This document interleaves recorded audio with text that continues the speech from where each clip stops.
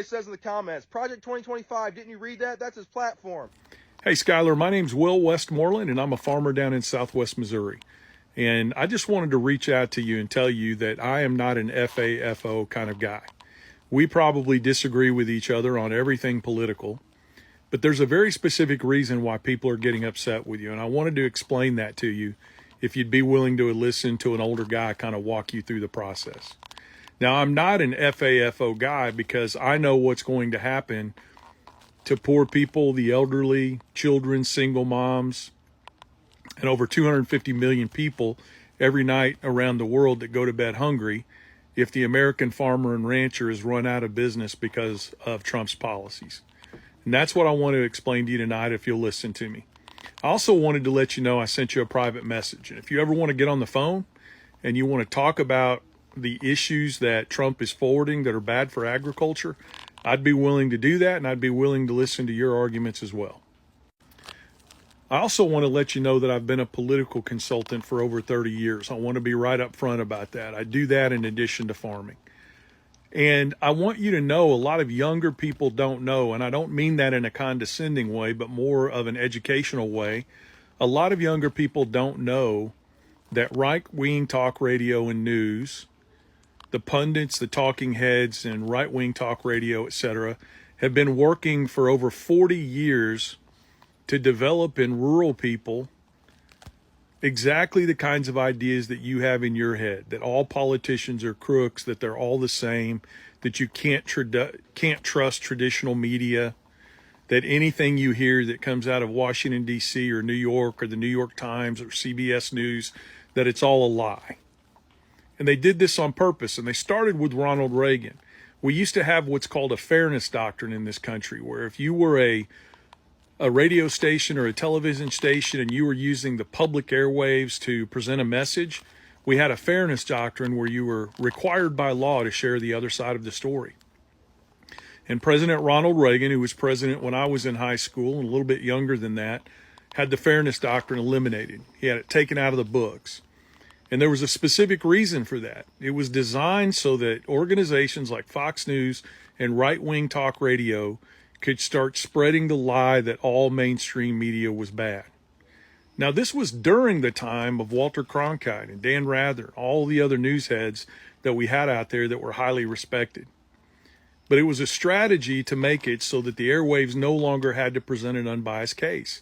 And then these right-wing media sources like Rush Limbaugh and Fox News, etc., began pouring it on to rural America. You can't trust politicians. You can't trust the news. And what they did is they focused on destroying the trust in these institutions so that they could replace it with another institution. And they did that. They replaced it with Fox News. They replaced it with right-wing talk radio. And I can't tell you how many times when I was growing up, when I was your age, I'd walk into a job site or be on a farm and I would hear right-wing talk radio blaring on the radio all day long. And then after they had destroyed our faith in media institutions in rural America, they then turned their guns toward the government itself. And they began building in us a distrust of government organizations. And Skylar, here's the facts, okay? You can look this up on your own, but these are the facts. Rural America uses more welfare than the blue cities do. Rural America needs more help feeding our children. We need more help keeping our hospitals open. And guys like you and I, farmers out there that grow row crops or do agroforestry or raise cattle, we take welfare too. Now, I don't think there's anything wrong with that because we can't control the cost of our inputs. We can't control the cost of what we sell our products for. We got to pay for shipping both ways, as Kennedy said.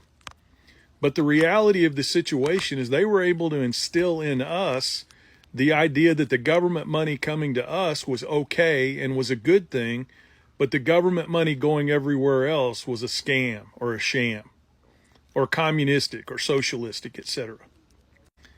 So it reached a fever pitch finally where a lot of rural people, over 70% of rural farmers and ranchers, only believe the Fox Newses and the talk radio. And when they came to you and told you that Trump wasn't going to implement Project 2025 and that he didn't have anything to do with it, you believe that. And you're not alone. All I'm here to tell you is that you were lied to. I'm not asking you to admit you were wrong. I'm not telling you you effed around and found out, because I don't want to see you lose your farm. And if there's anything I can do to help you not lose your farm, I'd be happy to do it. But in the distrust that you built up for government over time, and due to the fact that you didn't think mainstream media was reliable anymore, and you began listening to the news sources that tried to convince you every day that Project 2025 was not a Trump deal, even though many, many people on his campaign worked for Project 2025, they put it together, they helped write it. There was an entire section on agriculture. And in that section on agriculture, they specifically say they're going to cut out programs like this. Then they're going to cut out crop insurance.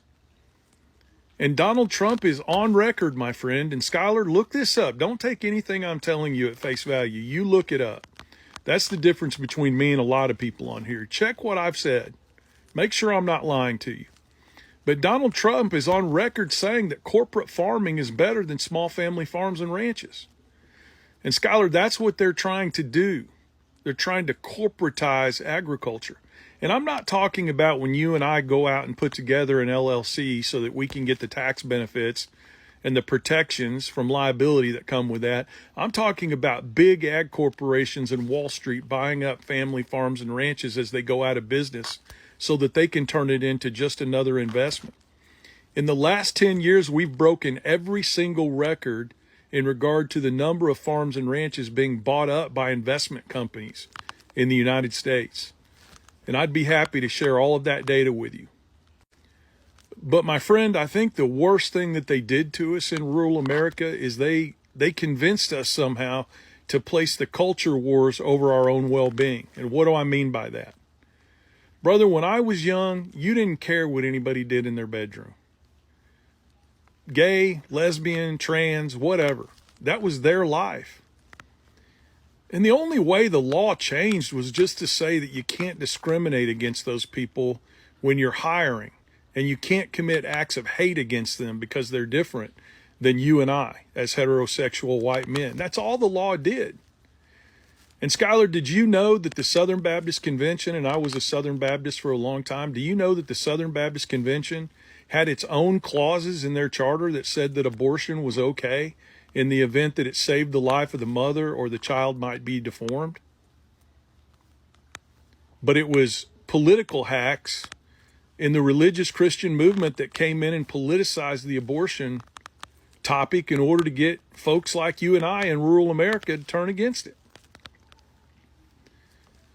So I'm not here to tell you F-A-F-O, brother. I know how hard you work every day, and I know what you're trying to do for your family because I'm doing the same thing. And you may listen to what I have to say, and you may just think this is the most ridiculous thing I've ever heard. But I hope you'll listen to it with an open mind, and I hope you'll double check and research what I've told you. Because the truth of the matter is we've been lied to. So at this stage, I'm not even asking you to say you were wrong. I'm just asking you to admit that you were lied to. Trump was forwarding Project 2025. He just hired the guy to oversee cost and contracts in the federal government that wrote Project 2025. We were lied to, my friend. And nobody's going to judge you if you just admit that you were lied to and you made decisions based on the fact that you thought these contracts were going to be kept and that you were lied to. And then the next step is get involved with us to fight back. It doesn't make you a Democrat. It doesn't make you a turncoat. It just means you see wrong when it occurs and you fight back against it. Anyway, I hope that makes sense, and have a great day.